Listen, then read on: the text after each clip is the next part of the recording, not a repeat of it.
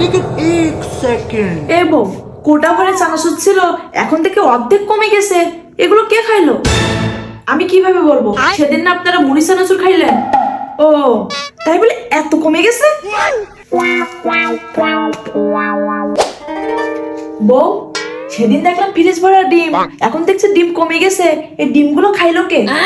সেদিন না অনেকগুলো ডিম বের করলাম ডিমের খাটা রান্না করার জন্য, তারপর আমার কাছে কম কম মনে হচ্ছে। বউ, সেদিনকে কোটা ভরে গুড় রাখলাম, এখন দেখছি অল্প একটু আছে। গুড়গুলো কোথায় গেল? কই কেমনে বলবো? যার যখন মন চায় সে তখন নিয়ে খাই। আজকে আর কোনো অজুহাত দিতে পারছো না। আমি এবার বুঝতে পারছি সবকিছু কম কম মনে হয় কেন। আমার সংসারে কোনো উন্নতি হচ্ছে না, দিন দিন অবনতির দিকে যাচ্ছে। ठीक है কি বুঝতে পারছেন নাকি? আমি কি খাই নাকি বাপের বাড়ি পাঠাই দেয়? আসলে যে যেমন তার চিন্তা ভাবনাও তেমন। নিজে হাতে করে না দিলে তো কিছু খাইতে পারি না। যদি নিজে মন মতন খাইতে পারতাম তাহলে এইগুলো বললে মানতাম। আমার এই বাড়িতে থাকতে গেলে আমি যেটা হাতে করে দিব সেটা খাওয়া লাগবে, নিজে ইচ্ছা মতন কোনো কিছু করলে হবে না।